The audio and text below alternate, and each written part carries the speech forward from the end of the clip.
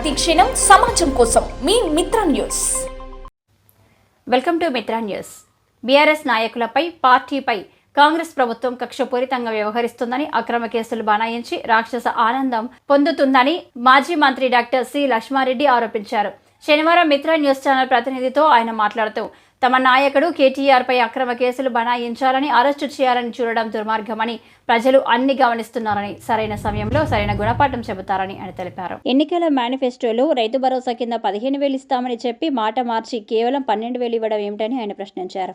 రైతులు, ప్రజలు అధైర్యపడవద్దని, రానున్న ఎన్నికల్లో టీఆర్ఎస్ పార్టీ ప్రభుత్వం ఏర్పాటు చేస్తుందని ఆయన తెలిపారు.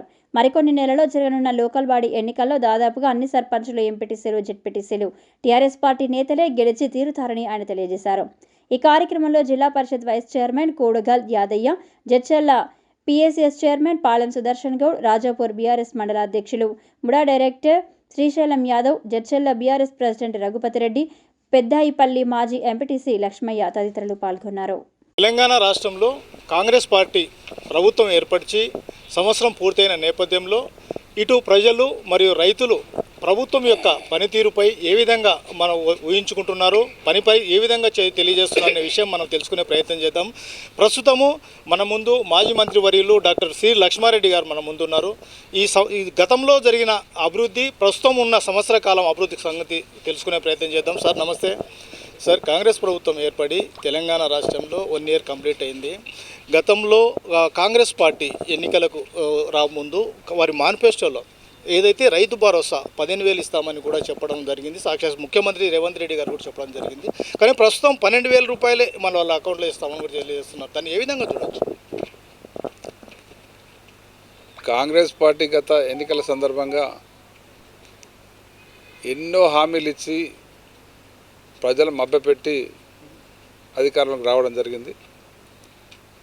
మా ప్రభుత్వం వచ్చిన 100 రోజుల్లోనే అన్ని పథకాలు అమలు చేస్తాం, ఇప్పుడైతే తక్కువ వస్తుంది, మా గవర్నమెంట్ వస్తే ఎక్కువ వస్తుంది అనే విధంగా ప్రజలకు చెప్పడం జరిగింది. ముఖ్యంగా రైతులకు సంబంధించి రైతు భరోసాను అయ్యా అంతకుముందు రేవంత్ రెడ్డి గారు ఏం మాట్లాడారంటే, కేసీఆర్ గారు 2 పంటలకు ఇస్తాడా, 3 పంటలకు ఇవ్వాలి, మేమైతే 15,000 ఇస్తాం, 10,000 కాకుండా రకరకాల మాట్లాడి రైతులు నమ్మి ఓటేసిన తర్వాత 100 రోజులని 400 రోజులు అయిపోయింది. ఇప్పటివరకు ఏ పథకం కూడా అమలు కాలేదు. ముఖ్యంగా రైతు బంధును రైతు భరోసాగా మార్చి 15,000 సంవత్సరానికి ఎకరకు ఇస్తామని చెప్పడం జరిగింది. కాలయాపన చేసి ఆల్రెడీ 2-3 పంటల టైం కూడా అయిపోయింది. ఇప్పుడు 15,000 పోయి 12,000కి వచ్చిండ్రు. ఆ 12,000 కూడా ఎన్నో కోతలు విధిస్తూ ఉన్నారు. మరి అది రైతులకు అర్థమవుతా ఉంది. అసలు రైతులను ఆదుకున్న, రైతుల గురించి రైతు బంధు కార్యక్రమాన్ని ప్రవేశపెట్టిన ఏకైక ముఖ్యమంత్రి భారతదేశంలోనే మన కేసీఆర్ గారు. ప్రపంచ స్థాయిలో కూడా దీనికి గుర్తింపు వచ్చింది. ఎక్కడ కూడా వ్యవసాయ రంగానికి సహకారం అందించాలి, నగదు వాళ్ళకి పెట్టుబడి అందించాలనే ఆలోచన ఏ ముఖ్యమంత్రి చేయలే, ఏ నాయకుడు చేయలే, ఏ ప్రధానమంత్రి చేయలే. కేసీఆర్ గారే పథకాన్ని తీసుకురావడం జరిగింది. ప్రజలందరూ కూడా, రైతులందరూ కూడా చాలా సంతోషంగా ఆ పథకాన్ని ఉపయోగించుకొని పంటలు పండించుకొని హాయిగా వ్యవసాయం అంటే పండుగ అనే దిశగా రైతులు పంటలు పండించుకోవడం జరిగింది. వాళ్ళు సంతోషం గడపడం జరిగింది. మళ్ళీ పాత రోజులు రైతులు గుర్తొస్తూ ఉన్నాయి. రైతు పక్షాన్ని బీఆర్ఎస్ ప్రభుత్వం అని గతంలో కూడా బీఆర్ఎస్ ప్రభుత్వం ఎన్నో రకాల సంక్షేమ కార్యక్రమాలు తీసుకురావడం జరిగింది. నేడు 15,000కు బదులు 12,000 ఇస్తున్న నేపథ్యంలో ఒక బీఆర్ఎస్ పార్టీ మహబూబ్నగర్ జిల్లా అధ్యక్షునిగా మీ నాయకత్వంలో నిరసన కార్యక్రమాలు కూడా చేయడం జరిగింది. కానీ భవిష్యత్తులో మరిన్ని కార్యక్రమాలు చేయబోతున్నారు, వాటికి సంబంధించి భవిష్యత్తు కార్యాచరణ అనేది రాష్ట్ర పార్టీ ప్రకటిస్తుంది. ఈ రైతులకు సంబంధించిన అంశాల్లో ఏమేమి కార్యక్రమాలు చేయాలి, ఏ రకంగా ముందుకు పోవాలనేది పార్టీ ఆలోచిస్తూ ఉంది. పార్టీ పిలుపు మేరకు పై నుంచి ఏ కార్యక్రమాలు పిలుపునిచ్చినా ఈరోజు రైతులు సిద్ధంగా ఉన్నారు. ఎందుకంటే రైతులు ఇబ్బంది పడుతూ ఉన్నారు, అనుభవిస్తూ ఉన్నారు, నష్టపోతున్నారు. మరి పార్టీ పిలుపునిచ్చిన దానికి వాళ్ళు ఇక్కడ మహబూబ్నగర్ జిల్లాలో కార్యక్రమాలు తూచప్పుడు పాటిస్తారు. ప్రస్తుతము మున్సిపాలిటీకి సంబంధించి మహబూబ్నగర్ మున్సిపాలిటీ కూడా కాంగ్రెస్ పరం కావడం జరిగింది. కానీ జడ్చర్ల మాత్రం ఎన్ని రకాల అవకాశాలు ఉన్నా కానీ కూడా కంప్లీట్గా బీఆర్ఎస్ ప్రభుత్వం సంబంధించిన చైర్మన్ రావడం జరిగింది. దీన్ని ఏ విధంగా చూడవచ్చు?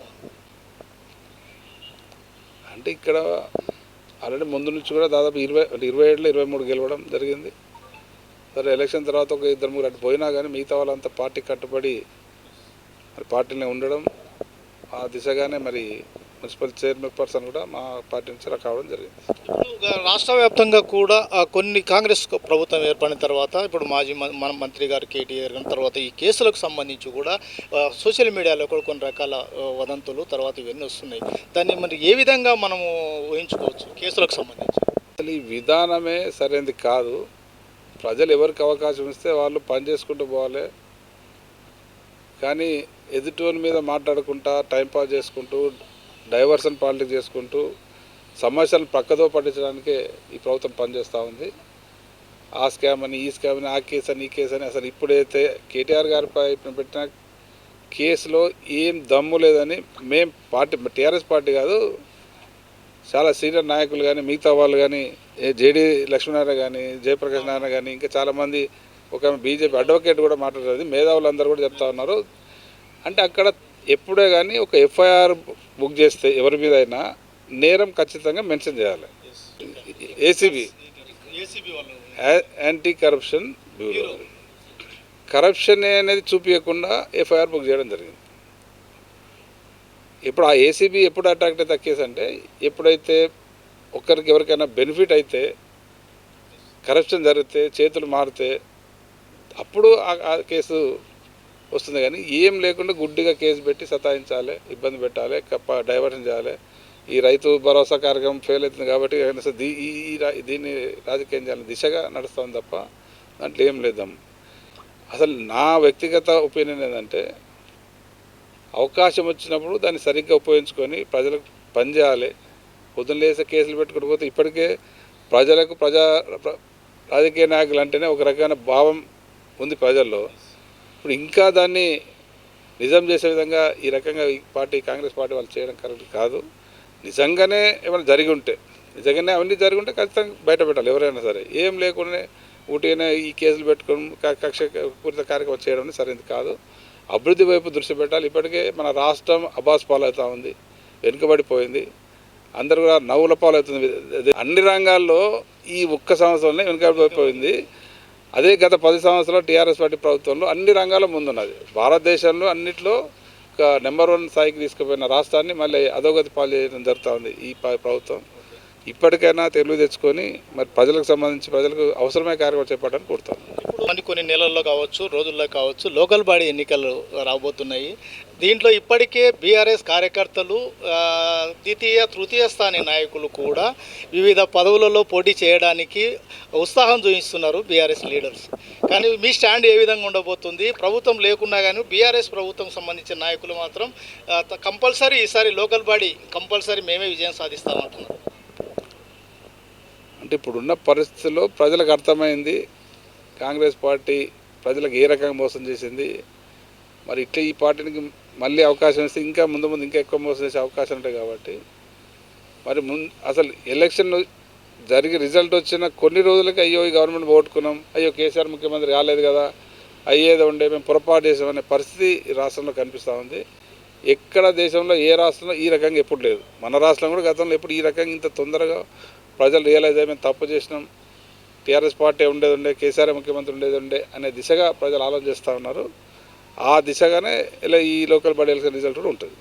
రైతులు, ప్రజలు భయపడాల్సిన అవసరం లేదని, తమ ప్రభుత్వం వచ్చిన తర్వాత రైతులకు సంబంధించిన భరోసా ఏదైతే ఉందో వాటిని ఫుల్ఫిల్ చేస్తామని తెలియజేస్తున్నారు. రానున్న లోకల్ బాడీ ఎన్నికల్లో బీఆర్ఎస్ ప్రభుత్వం విజయడంకా మోగిస్తుందని తెలియజేస్తున్నారు.